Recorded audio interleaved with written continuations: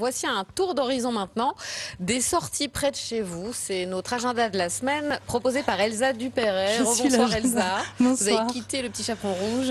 Oui, mais je vous emmène de nouveau le voir parce que vous en parliez tout à l'heure. C'est demain, samedi, la nuit des musées.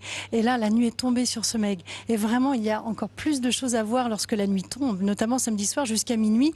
Il y aura notamment une exposition autour du secret et de ses non-dits.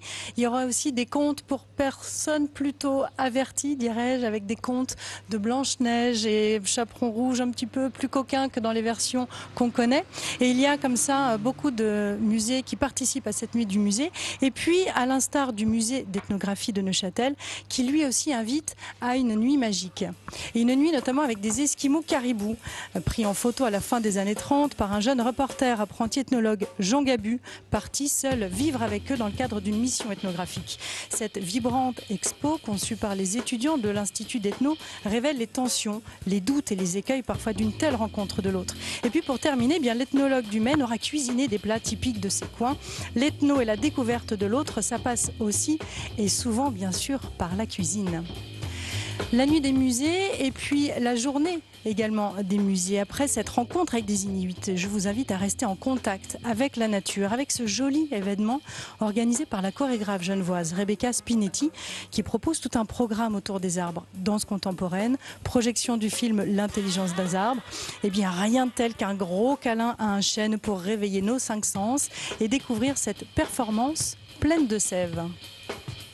Et 2 ans après le fauteuil à bascule, on retrouve Jean-Luc Borja, le metteur en scène et la compagnie du Milan Noir de Claudine Corbat, avec l'adaptation du Faiseur de théâtre de Thomas Bernard. Les comédiens, ce sont des antitalents. Tous ceux qui montent sur scène sont des antitalents. Ce faiseur est un comédien immense mais hargneux qui arrive dans une campagne pour une représentation. Exigeant jusqu'à la caricature, il va partir dans un monologue de haine dans lequel tout le monde en prend pour son grade. Mais peut-être l'ai-je faite moi-même, je ne le sais pas. Une comédie féroce et admirable.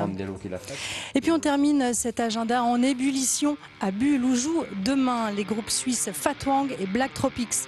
On adore les premiers plutôt heavy rock noise tendance grunge et on applaudit le rock des seconds ici à l'écran.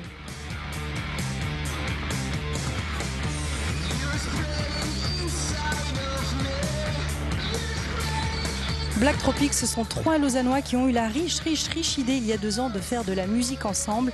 Et ça envoie, pour vous paraphraser tout à l'heure, du bois, du poney, de l'horizon, de l'évasion. Ça balance grave. Merci Elsa.